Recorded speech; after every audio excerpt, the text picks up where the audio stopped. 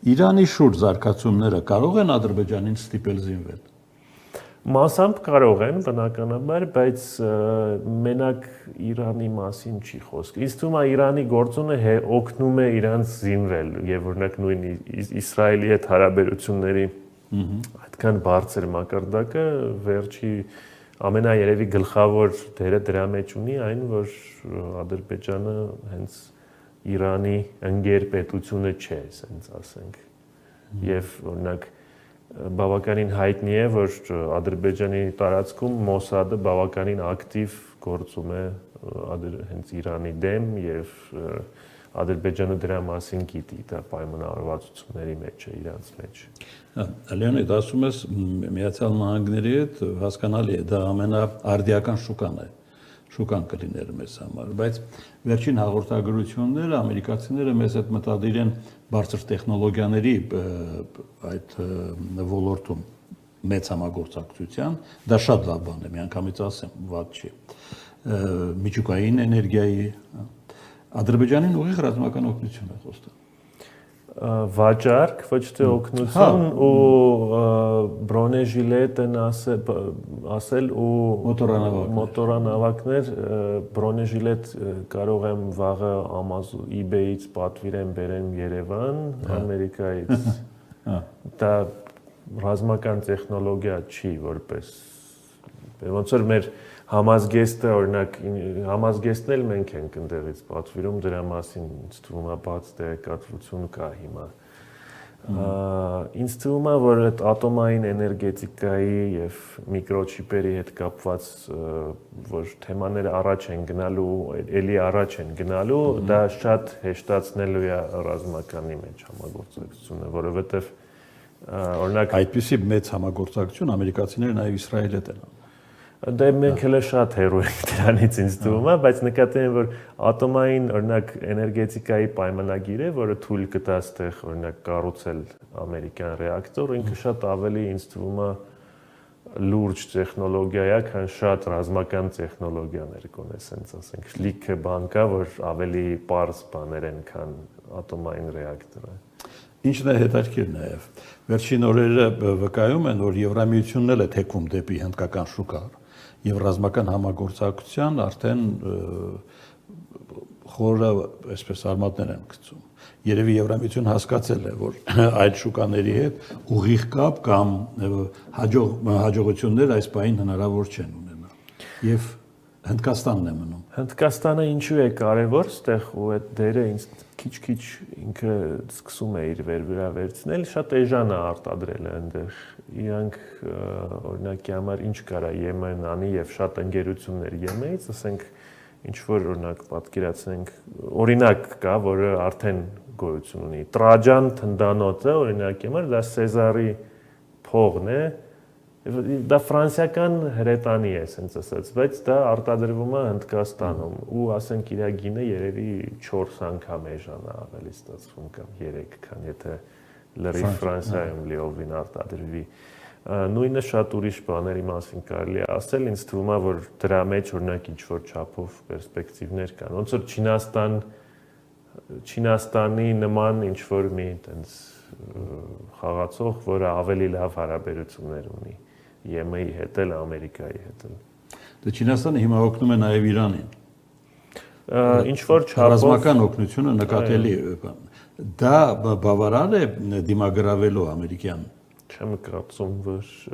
այն ժամանակաշրջանում, որը եղավ այս հունիսի հարվածներից հետո մինչև հիմա Ռուսաստանն ու Չինաստանը կարող էին այնքան օգնություն ցուցաբերել, որ դա լուրջ փոխեր ինչ որևէ բան։ Ես գիտեմ ինչ են Ռուսաստանից ասենք ուղարկել, դա MiG-29 կործանիչներ են բանակի կազմից եւ պայմանագիր կա Su-35 կործանիչների համար, որոնք դանդաղ հիմա սկսում են գալ, բայց դա 24 օրինակ 24 հատի մասին է խոսքը գնում, որը 2 տարվա մեջ կարող է մատակարարվի։ 24 հատ Su-35, ասենք լավ 50 հատ էլ չինական կործանիչ պատկերացնենք, որ կա, որ չեմ կարծում, որ կա ճիշտն ասած այնտեղ։ Դա ոչ մի բան չի փոխում ճիշտն ասած։ Շատ քիչ է մեկը համեմատած նրա հետ ինչ ԱՄՆ-ն ունի ու բացի ունենալուց ոնց է կարում դա օգտագործել շատ կարևոր է նաև ինչ պատրաստություն ունեն Թրիփ հայտնի նախագծի անվտանգային ազդեցությունն ավելի բարձր քան թե տնտեսական Լավ հարց է, ինձ թվում է, որ Հայաստանի պարագայում երևի անվտանգայինը մի քիչ ավելի շատ կարող է լինել, որովհետև կարճ է դե Հայաստանում այդ մարշրուտը երկար։ Ինչ որ չափով գումարների մասին խոսքը կգնա, բայց ճիշտն ասած, ես որ տնտեսագետ չեմ, մի քիչ լավ չեմ, ես չունեմ հաշվարկ, թե ինչքան է, օրինակ, գրուզ անցնելով այդտեղով, ինչքան է, այդ որ ասում են Կենտրոնական Ասիայից դեպի Եվրոպա ինչքան է տեղով անցնելու, որովհետև ուրիշ ճանապարհներ էլ կան, որ այդ նույն Կենտրոնական Ասիայից տանում են Եվրոպա, ռեալ կյանքում ինչքան տնտեսական էֆեկտ կլինի, կարծում եմ, որ հաշվարկներ անում են, բայց դա իմ ոլորտից բավականին հեռու է։ Անվտանգային ստեղ գլխավորը այն է ստացվում, որ ֆիքսվում է, որ դա ԱՄՆ-ի ոնց որ ունեցվածքն է, նաև 70%-ով եւ ոնց որ այն խոսակցություններին ահագին խոչընդոտ է, որ Ադրբեջանը ուզենա իր ուզածով դա վերցնի, անի ոնց ինքն է ուզում։ Դեպի ամենագլխավորը դա է, որ ԱՄՆ-ն այդտեղ շա ունի եւ գոնե այսօրվա ԱՄՆ-ի հետ որը մեկ բավականին էքսենտրիկ է լինում եւ անսպասելի բավականին քայլերի դիմում, ինձ թվում է, որ ոչ մի երկիր, հատկապես Հայաստանի ու Ադրբեջանի չափ չի ուզում խնդիր ունենալ։ Այդ նշանակությունը կունենա հավանաբար խաղաղության խորհրդում գտնվելը։ Նա ուրիշ բան է, այնտեղ էլ այն դեպքն է, որ երևի էլի Հայաստանի ու Ադրբեջանի չափի երկրներ հրաժարվել այդ առաջարկից չեն կարող ու ճիշտը որ ասենք Հայաստանի պարագայում երևի դա ճիշտ էլ չէր լինի հրաժարվել, որովհետև ամենաբարդ, այդ որ ասում եմ 8 հատ կոնֆլիկտ է լուծվել, ինքը դրանից երևի 1.5-ն է իսկականից լուծել ու այդ մեկը Հայաստանն ու Ադրբեջանն են ու ամենաբարդ ու լուրջ դերը այդտեղ է եղել դրա համար մենք ընդ պետք է համաձայնվենք կարծում եմ Լեոնիդ մեր ռազմարտությունաբերությունը մեր կարիքների որ տոկոսն է ծածկում եթե կարելի է ասել հա այդպեսի բան Կարանք հաշվենք ձեր հետ մոտավորապես հիմա վերցնենք որ 2022 թվականից շատ մոտավորապես 420 միլիոն դոլարի տեղական ընկերություններից է գնում արվել, դա բաց հայտարարվել է 3 տարվա մեջ։ Շատ մոտավորապես էլ ասենք 2 միլիարդի դրսից է արվել։